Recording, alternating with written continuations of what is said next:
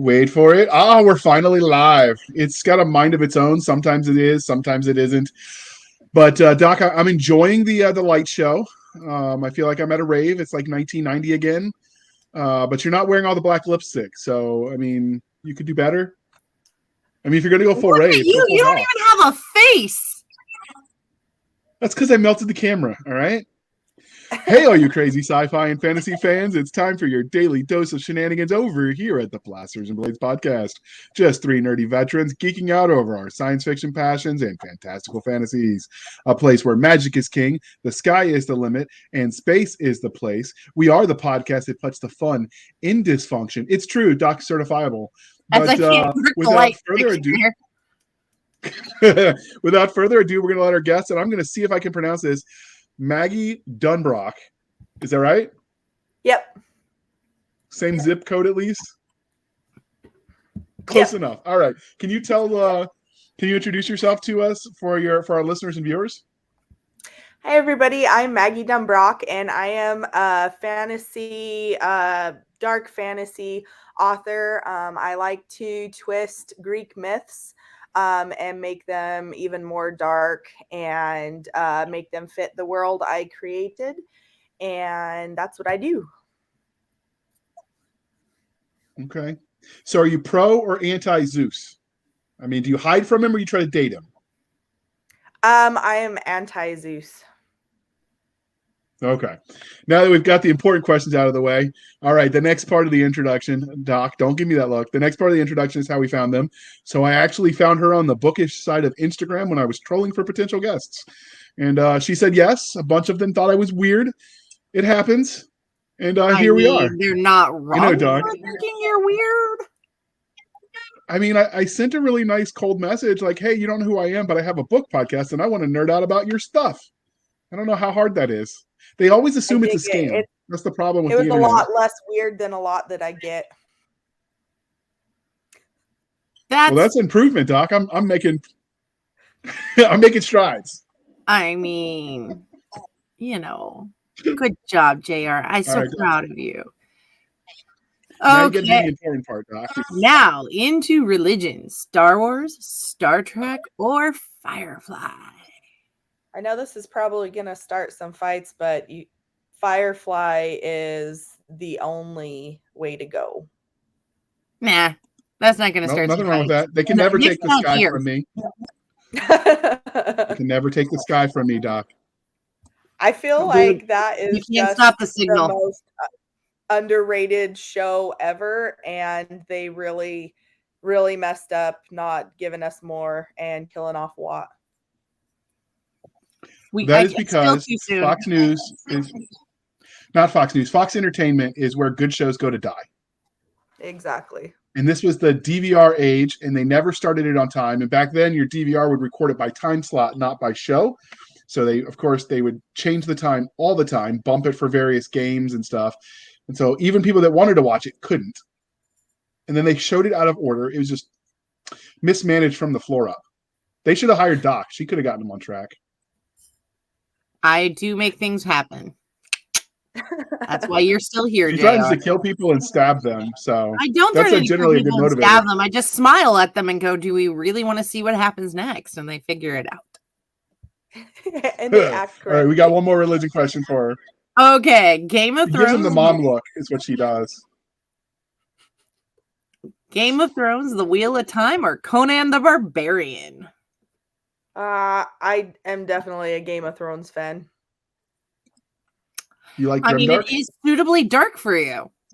Yeah, it's right up my alley. I mean, I like the Jason Momoa Conan the Barbarian. Like, I'm totally there for the plot, but yeah, totally about the plot. I mean, no shirt. Plot. I mean, you do what you got to do. But for someone who's 536 years old, you've seen a lot, so that does affect your choices. They are. And if you want to know what that joke's about, you should check out her Amazon page. She talked about her age. You should really go read her Amazon profile. I did read her Amazon. You will die laughing. It doesn't mean you bring it up. Gosh, your mother after they laugh, fix you. All right, give her a call afterwards. But once they're done laughing, maybe they'll buy her books. Maybe You'll buy her books. if I have any Strong people possibility. that can get over the profile and and the darkness of it. I laughed so hard. It was amazing. You did it wonderfully. Ignore the haters. They got nothing to say that's worth listening to.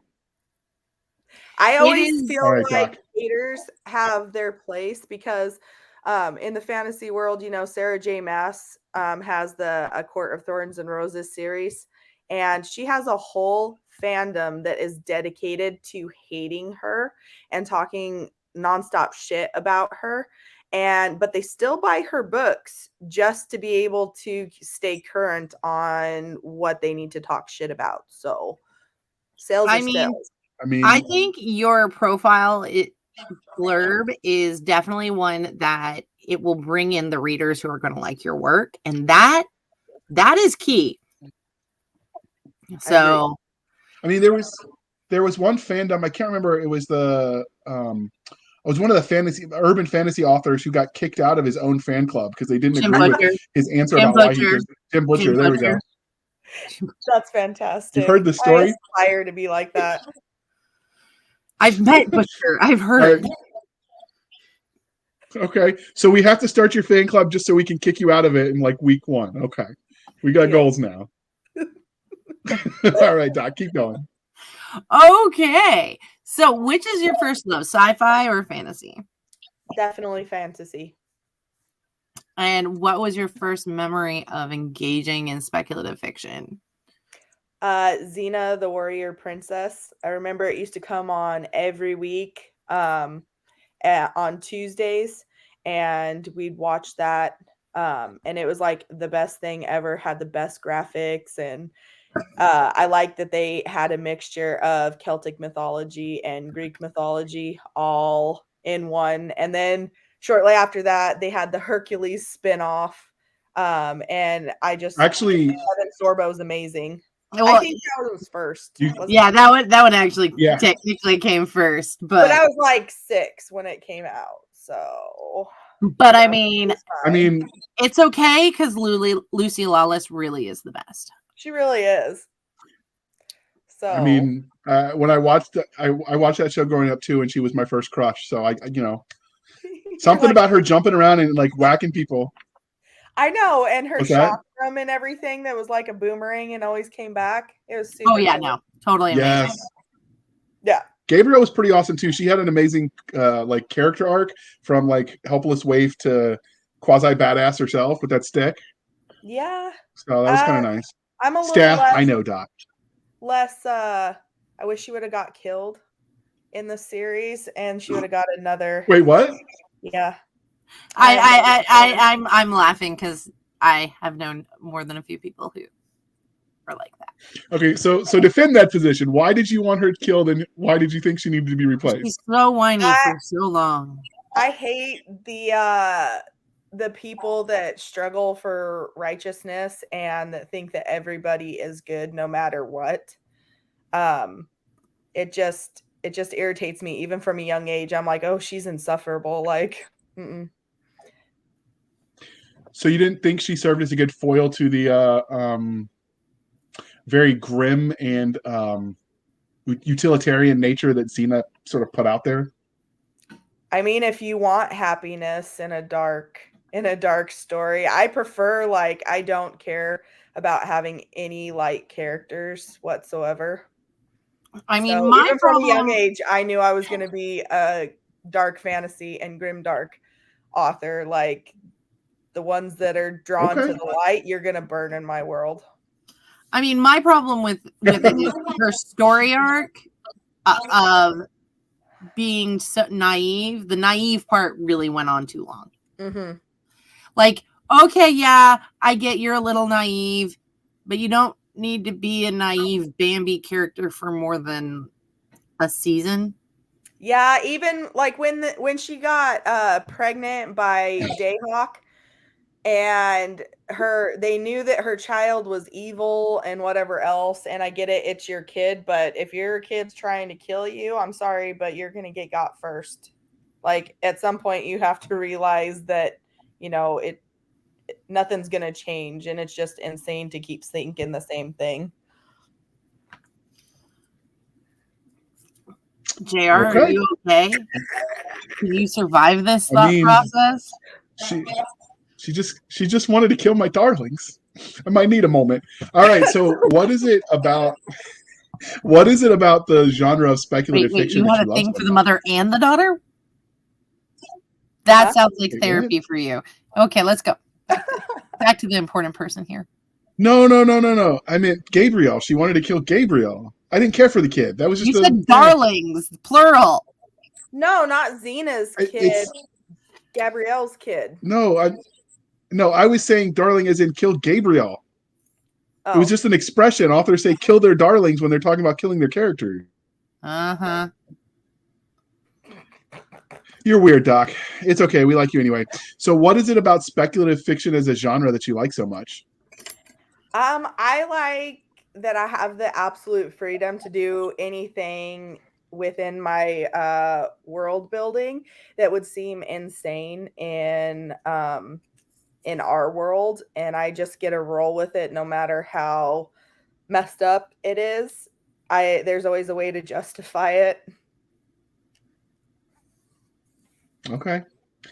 Sci-fi, we have Handwavium. You have magic in your fantasy. It works. Mm-hmm. So how did your love of speculative fiction as a genre transition into you writing stories in this space? You said you knew from a young age, but like I also wanted to be a dinosaur when I grew up. So what we think we're going to be and what we actually become are not always the same. A dinosaur, just a human version. Yeah. Ooh, burn. Absolutely. But so how did you transition into actually writing?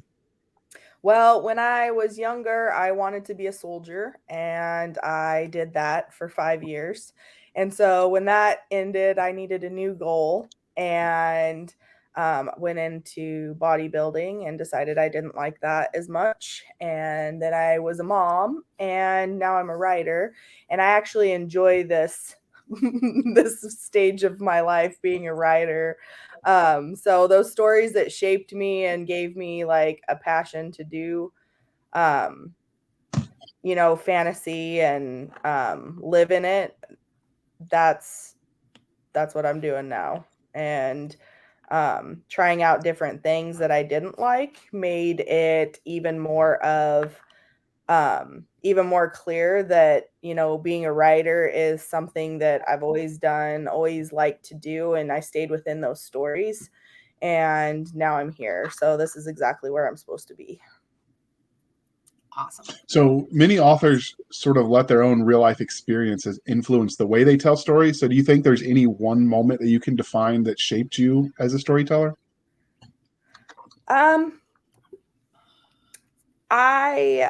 Yes, I had, some moments when I was in the Army that I think still shape the way I write my stories, or at least what happens to my characters and like how they process things, good and bad things. And I definitely bring that into my story because I feel like a lot of people can identify with certain elements. Okay. So you mentioned, we've talked about that you were in the U.S. Army. So we ask all of our authors who are also veterans this question, but how do you feel like your time in uniform affects the stories you tell? I mean, we're dancing. Okay. Do I need to like get a music contract? You're not dancing. You don't know that. Nobody wants to see you dance. I got to experience a lot of different cultures and places and people and diversity when I was in the Army. And so I write about like far off places that like the Middle East in my books. Those feature predominantly in a couple of books that I have. And then, different people. I have lots of accents in my book, different skin tones. And so I think that just being there and getting out of something, the places that I was raised really showed me how to add different things into my story. Okay. Do you ever draw on people you served with when you write? I have quite a few people that are the bad guys in my story that I've liked to kill and have died in my stories. And then I have a couple of, like, I have a really cool first sergeant that I'm still friends with. First Sergeant Colley. He's super dope. And he was always really nice and really happy. And I have a couple of characters modeled after him. Wait, he was a happy first sergeant? He was super chill. That's awesome. They're not. He liked his job and he liked mentoring. Yeah, he liked mentoring his soldiers and helping them become the better version of themselves. And he was a huge influence on me and a lot of other people. Oh no, I had a first sergeant who was kind of like that, and one who was very much the opposite. Oh yeah, we had one really bad after him. I was like, God, I'm gonna get out. Yeah, those are the people that make people leave. They're like, bye. Yeah, bye. So we've mentioned how your time in uniform affects the way you tell stories, but does it affect the way you engage with content as a reader? Not really. I don't have a whole lot of triggers. Maybe it probably made my ADHD a little bit worse being in the Army. And I have a brain injury now, so I can't You and me both, read sister. for long periods of time. You are Other a than brain injury. that, other than that, no. But other than that, you had a blast in overseas, right? Oh yeah, totally. Like if I could, that's all I ever planned on doing was being in the Army. Like if I could do that all over again, I would. My husband's living the dream. He just hit 20 years this year and everything, and he's still in. And I kind of want to slice his Achilles for it, but I'll let him stay in a while longer. I mean, that would be a great grimdark ending, right? And she just cut his legs. I mean, you do what you got to do, right? I'm not judging. And I will say they did tell us at the TBI clinic at the VA that the writing's actually good for your brain. It's exercise, so it's really? not. It's therapy, right? You that's your yeah. I just wish writing burned as many calories. If you talk to my editor, because she just finished one of my stories for this year, she would tell you otherwise, that maybe I should have more exercises to do with writing and less with rambling. I mean, you do what you got to do. I don't judge. But Doc, you get to ask your favoriteest questions, the one you added to the template, the fandom question. The fandom question. So have you had anybody cosplay one of your characters or do some amazing fan art yet? I haven't had anybody cosplay anything or that, but my fandom is about 150 people, and they are very loyal. And if I'm ever in a fight, they are definitely the people I am going to call. They're very active in my Facebook group, and we always have a good time talking about stuff, and they enjoy my content. And that's what social media people, gurus, like marketing people will tell you that's actually more important than a bazillion people who are like, oh, cool. Exactly. I think that's actually motivating. I'm very lucky. I've been blessed. My first novel is called Tears of Silver Shadows, and it was like a beautifully written book. It captivated so many people. Like I had a lot of people seek me out and be like, do you have a group? Like, we just want to interact with you. The story changed my life. Aww. And so it was like my first time as an author that I was like, oh my gosh, like I'm living all of my dreams and everything. And so this book has just continued to build those relationships. So it's super special. And then we go in and joke on the Facebook group, and everyone has a shit time. It's great. That's awesome. So what is your funniest fan interaction? Or weirdest. You can go funny or weird. Funny or weird. I mean, it could have been talking to JR. We get it. I know I said something earlier today when he was asking me what I was about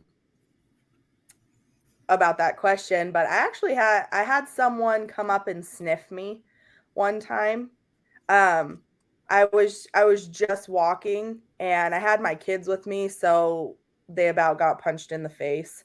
As they should have. My kids, but they walked up and they're like, "Are you Magaidh Dunbroch?" And I was like, "Yes." Like, what's up? And they just full on went for it. They sniffed me from like right below my chest all the way up in one long sniff, and was like, "Can I have some of your hair?" Like 3 red strands. And it was very like Lord of the Rings-esque, Fellowship of the Ring, when Gimli asks Galadriel for her hair. And I was like, absolutely not. I know all about voodoo, and I am not going to wind up like Kathy Bates's captive author in Misery. So no. Yeah, no, that sounds scary. They were I mean, like super happy. I think that they're just like, because if I saw an author, I might do something like drool, like openly, that I was in love with. I might drool or like, something, and they just wanted to be memorable, and they definitely are. I mean, they could be very mellow and just really rolled like a 1 on the social skills that day. Yeah. So what was it like? Have you had somebody ask to sign? Have you signed one of their books? And what was that like this time? So I, in the pickup line to get my preschooler, I was talking to a couple of the parents, and they asked me for my information when I told them I was an author. And he actually went and bought both of my books, that I had out. And he read them like one weekend, both of them, and then came and surprised me in the pickup line and asked me to sign both of the books for him. And he's actually on my ARC team and everything, so he gets to participate in the fun. If my PTA was that cool, I might actually participate instead of avoiding. Like, exactly. I avoid them. I feel that. They send me emails and they're like, "Hey," I'm like, "No." You're like, "No, please don't. Lay down." They're like, "Can you send in a Switch game case for a decoration?" I went, "Am I going to get it back?" They're like, "No." And I'm like, "Then no." No, those are expensive. Yeah, it was super cool. And we've just built like a nice relationship. I feel it's important to like make those connections when people are excited to see you, and make sure that you build connections and friendships with your reader base, because they are the reason why you should be writing. Well, I mean, definitely, if you're going to alienate your fans, why do it? Mm-hmm. Or at least be courteous enough to be a hermit. Exactly. Like, don't go out in public. Like, don't share pictures of yourself. I've had several people in the author community that I was just like so excited to interact with, especially on TikTok. And I had several that just made it a horrible experience. And I literally like gave away their books to Goodwill and will not pick up another book for them. So I definitely want to make sure that nobody feels that way when they come into my you're nicer than I am. I had one author, I didn't even give them to Goodwill. I put them in the trash. I always feel bad, like, because I'm like, oh, I could burn those or I could like throw them away. But then I'm like, well, there's people out there that are less fortunate that can't buy a new book. And, it'll be my contribution to them to give away this author's book that I do not like anymore. That is a very generous thing of you. I'm just saying. So, JR, don't worry. It wasn't your book that I threw out. Okay, that's good. So this is the part where we ask you, Maggie, about everything you've written. So obviously we've got the book we're here about, but what else are you famous for? So I have my book, Tears of Silver Shadows. I'm going to show everybody it. Hold on. I'll put you solo screen so you can show it. Oh. Show it again, please. Figure out how to. Oh, that's I pretty like cover. that. So it features the moon goddess Saloon and her mortal lover. There wasn't a whole lot to go on that mythology, so I had great liberties to create my own world and my own story, and it's heavily twisted. There's creature myths in it, and nice imagery of the starscapes and like what the god pantheon in my world looks like, so you get to meet that, and that one's published. And then I also have a spicy dark fantasy romance that's coming out this summer in the works. With Let the Man Looking Over Your Shoulder. Oh no, this is for Shadow and Brimstone. Okay. Yeah, that is our main male character behind us, but the Princess and the Paladin is about an orc and spicy orc smut. So if you're into that, keep an eye out. There is and then a pirate market, novel I have coming been out assured. Do what? I have been assured there's a market. There is. I feel slightly awkward writing it, but I'm also having a ton of fun. So that's great, and I think when you have that kind of fun as an author, it comes across to the readership. Oh yeah, you can definitely tell. Like Tears of Silver Shadows was a passion project of mine. I wrote it in probably like 3 months, and it was a near perfect novel for what I liked. And it was just like full of passion and emotion. And then the one I gave my editor that she just finished, I'm like, I'm going to write this book in a month and it's going to be fantastic. And it's literally shit. So don't do that. Like write from passion, like make sure you want to do it and just not want to pump out a book. I feel like, and I've been told by somebody who has both a PhD and a novel, that this is fairly true, is you should study what you love, because by the end of it, you're going to hate it. So if you don't like it to start with, you're really screwed. And it's the same with novels. Mm-hmm. So I would agree with that. All right. Well, obviously, that all sounds fascinating. That all sounds fascinating, but we're going to pause for a moment while we shamelessly shill for the man. Here comes your next romp in the graveyard. In Hunters for Hire, a new urban fantasy adventure by best-selling author Jonathan Yanez, a guy down on his luck puts sign twirling and rideshare driving on the back burner to track down the supernatural for a pretty penny. Find out what happens when John Hunter enters the secret underworld. Download your copy and start listening today. Now available on Amazon and Audible. Man, I need to do one. Do you need a moment, Doc? No, I'm fine. What? Okay, just checking. When I was previewing the commercial, my mom was like, "Ooh, play it again." I'm like, "Oh no, Mom."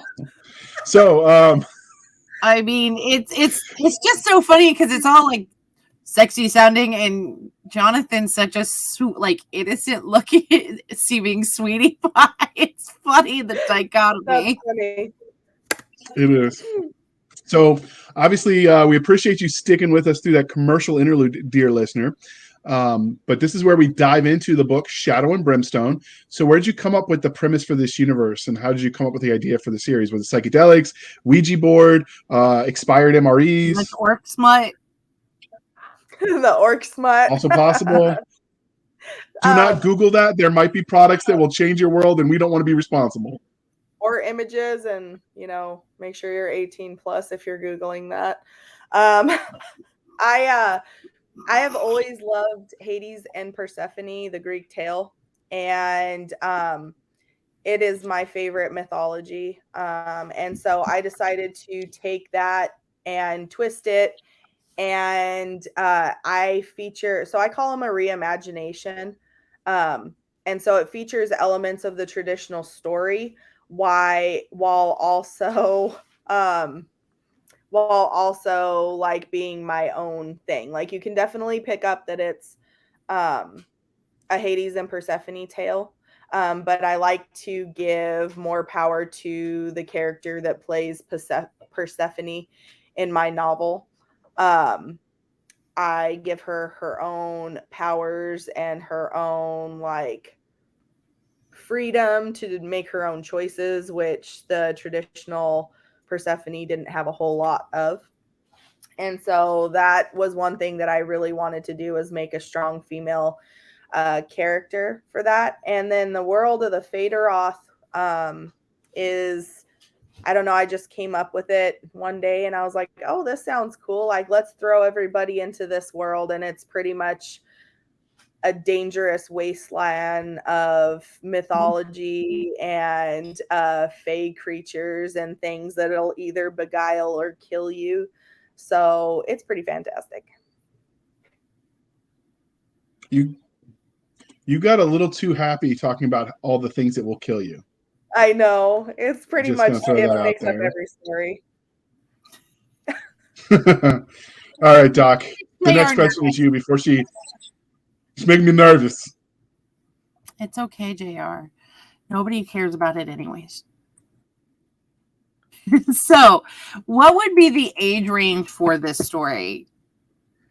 I think that like 16 plus could read it and be okay. I feature like a lot of angst and one vanilla spicy scene in it. So if like your parents are okay with you reading something vanilla spicy, then I would recommend 16 and up, but anyone less than that, no. That is fair and very honest, particularly because, like, I mean, dark academia isn't always like 16 and up, but definitely it's worth knowing for sure before you get too far into it. And because it would suck to be like, nope, you can't read it anymore, and you're like, but I'm already hooked. Yeah, I already want to read it. Like, come on. So let's put this cover up because it is a really amazing cover. JR, that's your cue. There, JR figured out how to do it. So this is an amazing. How it just didn't like me. I mean, we don't like you. We knew this. Oh wait, no, the electronic source. So didn't like me. It glitched. Can you tell us how you came up with this cover? So I actually use an amazing cover designer named Molly Phipps of We've Got You Covered Book Designs. And her and I have worked together multiple times, and I just throw random elements at her. And for this one, I was like, I want a 3-headed dog. I want some skeletal hummingbirds, bones, and scythes. And she came up with this absolutely gorgeous cover, and it's all to her. Like, I just throw random things at her and she puts her magic together and comes out with this. I mean, it's great. It's really striking. Yeah, it's definitely one, particularly for people who are buying ebooks, that's going to stand out in that genre. Yeah, so I really wanted to make sure that this one, you could definitely tell that this was not a romance story, that it was not. And even I still have people telling me, I can't wait to read your love story. And I'm like, it's not a love story. Like, how do you get that from the cover? The cover is like the embodiment of this story. Like, you'll get into it and you'll start reading and you'll be like, oh, that's where that cover element comes from. And you'll be able to pick it out. And so some people will see romance when they want it, and there's just roll with it. I have a romance subplot, but it's a very subplot. I mean, I love covers when they're you can see where they connect straight back to the book when you're reading it. Mm-hmm. I think it's a wonderful touch. So what is it about? Now, is this a series? I know I'm asking this a bit. Yes. Okay, it will be. So what is it that makes this really special in the dark fantasy genre? To me, I have twisted Charon the ferryman, and he is pretty much like a badass and so salty. It really adds to the story, but in addition to him, I can't say any more on him, but because it'll spoil it. But no spoiler. It ties into the creatures that I add in this, that I created. They're called the Shadowborn, and they are. So I'm going to do like my elevator pitch and everything. No, please do. Because if I give it away now, like that'll just be gone. So this book is very much like a Loki meets the Fae book. So you have exciting creature myths, slow burn romance, characters that you love to hate and just want to throw your book. And the Shadowborn, which are tiny skeleton creatures that are made of shadow and fire, a Cerberus and a nightmare horse that's made of flame, and my female main character that refuses to give up and let the gods control her. Okay. So. That was a good answer. So which tropes do you feel like Shadow and Brimstone hits the best? It definitely has found family, close proximity, fated mates, and enemies to lovers are the ones that feature in Shadow and Brimstone. So what subgenres would you place this into if you care about such things? Doc is anti-genre. I'm not anti-genre. I'm anti-subgenre. Obsession. I totally agree, but I asked my editor and she told me dark epic fantasy, and yeah. All right, you're gonna not be invited back if you keep agreeing with Doc. That's not how this show's supposed to work. That is exactly how this show works. You come on, we make fun of you. You decide that something's wrong. I don't know what. Breathing, oxygen, air. And you put up with it, and the guest has a lot of fun, and the audience has a lot of fun. And for some reason, people think that you're like, they don't understand that this is your way of your masochistic, like the psychoanalysis. All right. Well, we're about to dive into the book. So since we're about to dive into the book, we've got to ask you the important question to see if you fully agree with Doc or not. Pineapple on pizza? Yes or no? I eat pineapple on pizza. I do. Yes. Oh, good God.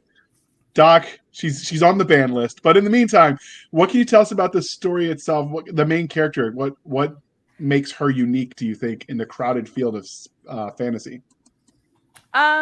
She has red hair. You don't meet a lot of main characters that, have red hair, but she also has a memory problem, which you start in the middle of her story and you're kind of like finding out everything that makes her special, but she also isn't afraid of grotesque and fantastical creatures. She thinks that they're cute and cuddly, and she just wants to be friends with them all. So she's really like a Disney princess. I'm sorry, I'm remembering the scene from Wreck-It Ralph. Yeah. Do you need help? Pretty much. So she's just great, like in herself. She's like the classic Persephone when you meet her and then you find out that she has a greater power of her own and she's not afraid to hurt people to make shit happen. Nice. Okay, so Doc, you relating? I am relating. Were there any secondary characters that were specific or especially memorable to you? So my male, he's main character, not main character, sub main character. He is right here. This is Galen. And he's been staring over your shoulder the entire time. It's very distracting.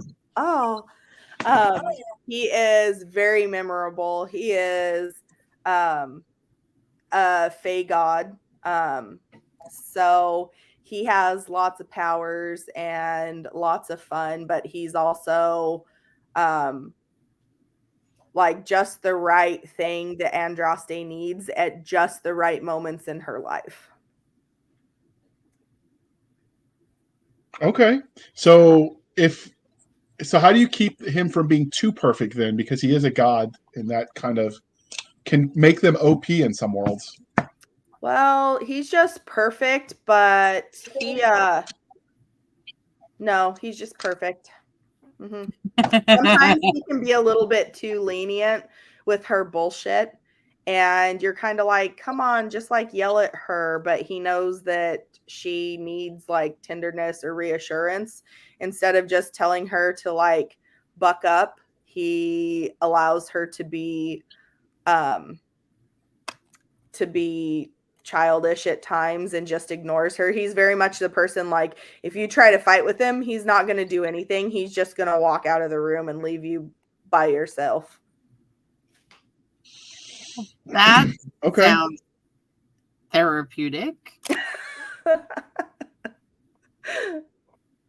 He's fantastic. He's everybody's favorite character. Okay. Well, that's a good thing. All right, Doc, ask about your favorite characters in the stories.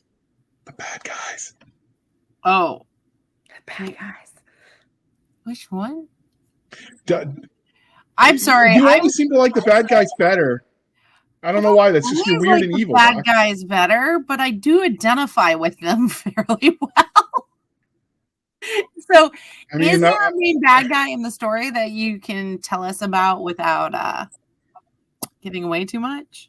So there's a couple of different, like, I don't know, like, not very bad guys that you still like to hate. And then the one main bad guy, he is just like, you love to hate him. Like he seems insane throughout the whole book, and you're not quite sure. He says like off the wall references.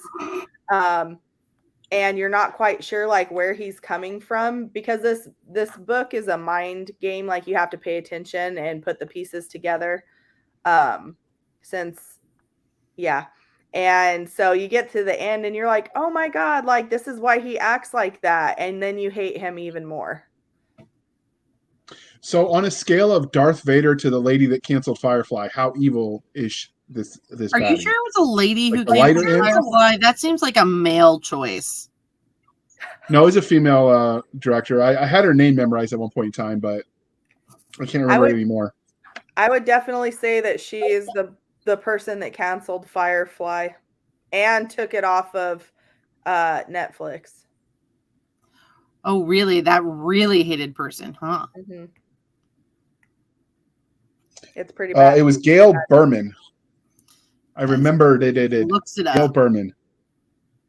Yep, I had my phone and I Googled it. I was going to pretend like I could remember.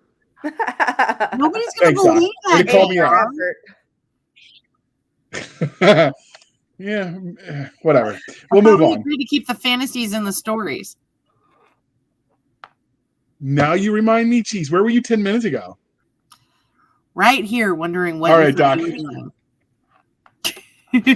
All right, Doc. Next question. Next question.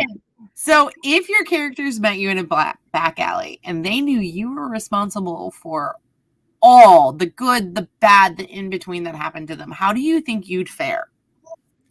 I think that Galen would laugh at me and pat me on the back for my cleverness. I think Andraste would try and kick my ass. And I don't care about the bad guy. And so in my book, like, there are the fates, which are named the Morai. So I kind of like to think of myself as one of the Morai, the fates that pull everybody's strings. And if they get too out of hand, I'm just going to cut their threads. So. JR, are you Dark? okay over there? She was just like, I'm just going to end them. I mean, it's true. That's kind of part of her job, particularly in dark fantasy. Especially if you're George R.R. Martin. Fact. That man is very interesting with how he utilizes plot armor. Because I think he does utilize it. It's just cruel. Yes. I think it is. I think it is less plot armor, more how do I torture the reader. Mm-hmm. So... People that just sounds keep right. coming back for more. Oh no, I once was talking with somebody and I did not realize that we were being overheard, and this person was like a trauma therapist, and she's like, oh my God, you guys are being really abused. And we were like, The whole fandom's being abused. Okay. Right? Yeah, no. So, I mean, it was okay. She didn't she was just catching like bits and pieces. And so she was very concerned. We told her to go get the book. I mean, as you do. Would understand and probably be just as scarred as we were. Right. So, getting into though, JR loves to ask about this, so he's sharing tonight because he told me it's caring or something. But what is your favorite archetype? My favorite archetype is definitely finding one's own power and strong female leads. JR, you okay over there? Yeah, I'm just nodding along. In the grand scheme of things, you may be a pantser, you may be a plotter, but have you ever had something where you wrote it and you went, I love this scene, but it doesn't fit, but I cannot toss it out, so I'm going to use it for something else? Yeah, that happens all the time because I'm a pantser. I will not plan anything. I have a general direction of where I want it to go. So you're dark chaos. Yes, very much. Not only that, but I write on 9 manuscripts at a time. Holy Jesus. Yeah. So JR's confused just trying to find the letter 9. Number 9. So it builds my creativity. So like 9, like book 1 through 9 in one series, you just hop around in order chronologically, or talking about 9 different books and 9 different IPs? Yep, 9 different books. So all of the books I will write will all be in the same world, whether they're spin-offs of like the major series, or just like there's a whole series called just Tales of the Faderoth, which will be different stories that happen, not in the god's perspective and not featured in a series. So they're just ideas either in a series or a standalone or a spin-off or whatever else. I just can't fathom 9 at a time. Wow. Okay. We call some people, they have genre ADHD, but it sounds like you have like project ADHD. I get easily bored. But I find it really therapeutic because as I'm typing away on one story, I'll find out an idea for another story, and it boosts my creativity for there, and then so on, or I'll cut something just like Doc was saying, and I'll put it somewhere else. So it really helps me to do that. And I feel like you're probably very muse driven. Yeah. Yep. Okay, so that is unique. Yeah. Okay. You've overwhelmed JR. So you mentioned that all of the books you're telling are in the same world. So what can you tell us about the larger universe that is the sort of the incubator of all of your stories? So my world is called the Faderoth, and we have a huge main continent. And then we have a southern continent that has dragons and like it's heavily inspired by the Middle East. We also have vast seas that have monsters in them and different gods. We also have demons and a demon realm, which you'll get to find out how the demon realm was made with someone behind me. And just like fantastical creatures, like I have creatures in there that are inspired from Dungeons and Dragons and Critical Role. They're inspired by those because those are things that like I find super cool in the Forgotten Realms. And then mythology creatures, and they just run amok and kill people and create other fun stories. And some of them are kind of sentient beings. And yeah, that's the Faderoth. Okay, so obviously that this story, The Shadow and Brimstone, is listed as a series on the cover, so there will be more. Like, how long do you see this series going? I mean, obviously the other books could be in the universe, but not the series, but this specific arc. So this arc will have 3 books in it. I don't think that I can come up with any more for this plot line, but each book is probably going to be between 500 and 700 pages. So, my kind of book. Yeah. The Shadow and Brimstone, I looked at it and it was like 620 when I was formatting it the other day. So pretty big. Wow, that is long. That's what she said. So you're trying to give Sanderson a run for his money, it sounds like. Yes. I mean, that's classic overachiever, I guess. I can relate to that a little bit. So obviously, you know, if this is fantasy, I'm guessing it's standard medieval style technology. Yeah. But what about magic? What kind of magic system is out there? Does everybody know about the magic system? Like, what can you tell us about that?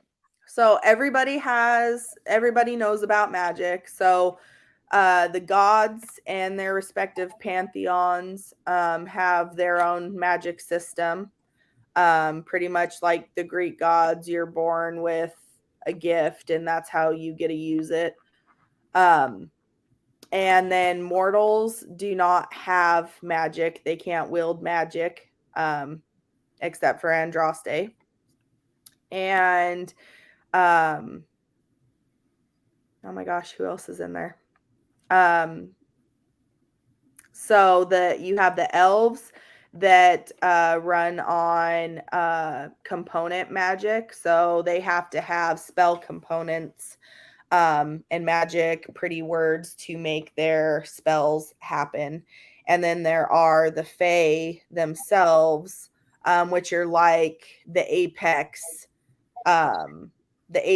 race. They are pretty like the elves and stronger, faster, better in all ways. And they have innate magic that they get to use that's specific, like kind of like the gods magic that they get to use. So there's really like 4 classes of magic. But there's also like demons in their pantheon have their own magic class and how they wield their magic and things like that. So Okay.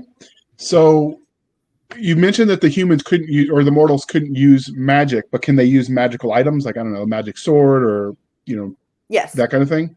they could. Yep. They just can't create the magic themselves. And do you have those in your story then, like the magical items? I do. In Shadow and Brimstone, she is a healer. As one of her like sub arcs. So she has magical items that she talks about all the time and are really personal to her in Shadow and Brimstone. Okay. So how did the name is very evocative, Shadow and Brimstone. So how did you come up with the name for this series and the story? So this is actually a huge rewrite from my debut novel called A Voice Like Shadow and Brimstone that I published last year. And nobody liked the title. Nobody liked the cover. Like I had people that were really irritated with the story, unfortunately, but I listened to the feedback. And so we had, several months of re-editing and pushing this one out there. And then Amazon told me, oh, well, you can't update the book and everything with the name it has. Like you have to have a new name. And I was like, oh, okay, which is kind of perfect because nobody liked that name anyway. And my editor and I were talking and was like, well, you could just use Shadow and Brimstone because it's reminiscent of the old title, and it kind of plays on Leigh Bardugo's Shadow and Bone. So it's catchy and people would be able to remember the two or confuse them. So either way, it worked. Okay. I mean, I dig it. Are you going to try to keep the titles themed for the follow-on books, or Yes, go as the muse you are? Yep. Okay. So Fire and Brimstone might be next? I haven't even thought about it yet. I usually come up with things when it is when I'm writing. So we'll see, but I'll put that one on the list for sure. All right, Doc. I interrupted your questions enough. I'm not going to steal them from you, though, so you get to ask 37. I give you permission to ask. Put the knife down. This is YouTube. JR, I'm ordering pizza tomorrow night, right? That's not my problem that you're polluting it. Your sins you will answer for. I'm not. I happen to have your address. I'm ordering it for you. You wouldn't be that cruel. All right, ask the next question. Okay. Of all the tech, or in this case, magic you've invented for your world, what is what you would want for daily use in ours?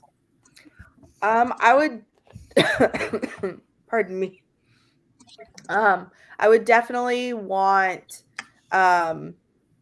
like Fey innate magic, because in my world they have like elemental powers, or another creature that you'll meet in Shadow and Brimstone controls minds. And that is definitely one that I would like to have, is mind control and mind illusion. Oh, and that's how would you use that? I would be the worst person ever with it. I'm not even gonna lie. Like if I wanted that and you wouldn't give it to me, sorry, like it's mine anyway. Like you're just going to remember giving it to me and being happy about it. Like, I mean, it works. I'm pretty sure that's how my kid ends up with pizza every Friday night. I know. You do pizza Fridays too? We do pizza Fridays every night. The nice thing is he's finally old enough to microwave it for breakfast the next morning without waking me up. Nice. That sounds really lame, but I get it. No. Single mom. I take every small win. Pizza's leftovers is meant to be eaten cold. He does not want it cold. He wants it warm. He'll understand someday. So I tried to get him to eat it cold. Sorry. So if you could live in this world, Maggie, would you? Yeah, I would. I would totally. How much plot armor would you have to have? I'm fairly formidable in real life and everything, so I feel like I wouldn't have to have a whole lot of plot armor to be able to survive. So I just think that highly of myself. Nice. Confidence, I can dig it. All right. So clearly this interview is winding down, but was there anything about Shadow and Brimstone that we didn't ask you that you wanted to tell us?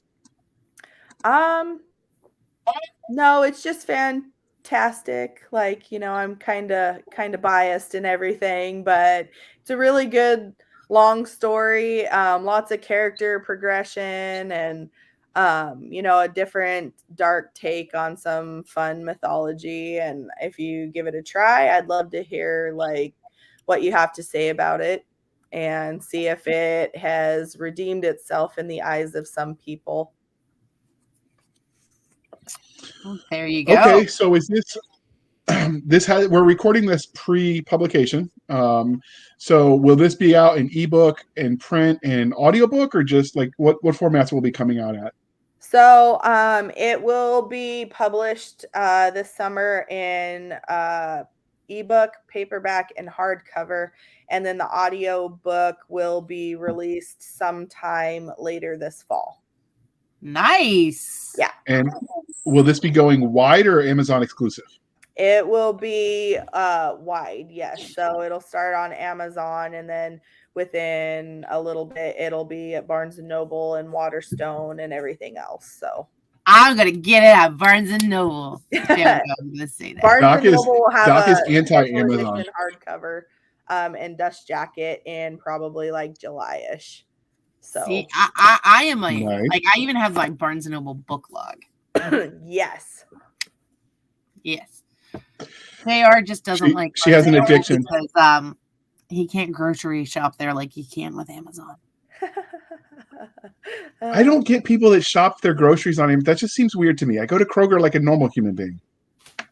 I mean, if I can't order it on Walmart Deliver, then it doesn't come to my house. Fair. So before we let you go, dear listener, dear viewer, we'd like to remind you to please be kind and speak your mind on the reviewing platforms. Your reviews help the right readers find the right books, so do your part. And if you don't leave enough reviews quickly enough, I hear a bear and a moose will come to her house in Alaska and try to eat her for dinner. And we wouldn't want that to happen. So do your part. They're both mean. No? They're both mean, but Yeah, they're both mean. The flies will get you up there too. You can be like Smokey the Bear and prevent my demise by leaving a review. There you go, people. So do your part. It's your civic duty, after all. All right, Maggie Dunbroch, how can listeners find you on the wild, wild interwebs? And as usual, it will be in the show notes. I am on Instagram and Twitter as author_Maggie_Dunbroch. And on Twitter as Maggie Dunbroch, all one word. And also my website is ravenswoodpublishinghouse.com. So, and I do have a Facebook group called Maggie's Witchlings if you would like to be a part of the fun in there as well. All right, and I have all of that linked in the show notes because her unique spelling might make it a little difficult for you to find, and that's okay. Did you consider like making it more, I guess, Anglicanizing it to make it easier for people to find you, or do you like being special?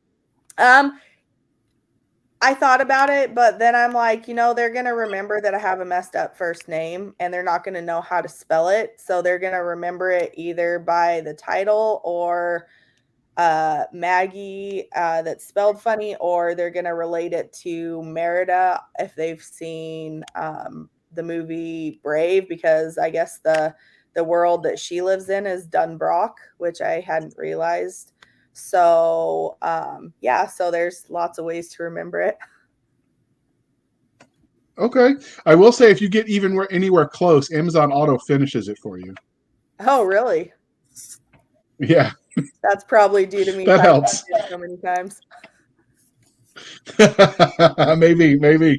All right. So you can find us, dear listener, over on Twitter at twitter.com/SF_fantasy_show, Sierra Foxtrot _fantasy_show. You can email us at blastersandbladespodcast@gmail.com. Again, blastersandbladespodcast@gmail.com. We have a Facebook group where all the shenanigans happen at facebook.com/groups/a Blasters and Blades podcast. Again, /groups/a Blasters and Blades podcast. We do have a Blasters and Blades Facebook page. Doc will eventually get that set up for us. But in the meantime, we will continue to harass her because it's what we do and we enjoy it. But if you wanted to look for it, it is there. We also have a website at anchor.fm/ Blasters Tech and Tech Blades. Again, anchor.fm / Blasters and Blades. We have where you can support the show for as little as 99 cents a month.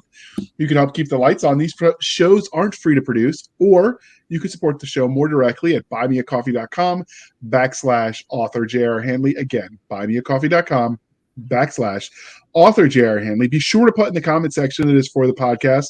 And I promise I will keep my co-hosts, Doc Cisca and Nick Garber, duly intoxicated. They will drink until their liver surrenders. Never surrender. I mean, we haven't used that one in a while, Doc, so I figured it was time to bring it back. Sounded like you could use a beer tonight. I dig it. It's been a long week.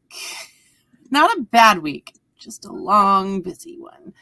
So, you haven't blown the lab up yet, have you? Not yet. Okay, I'm just saying I've seen fire trucks there before. I'm not saying it was your fault, but I'm not saying it either. You know what? My car was in the way, so it was definitely not my fault because I love my car.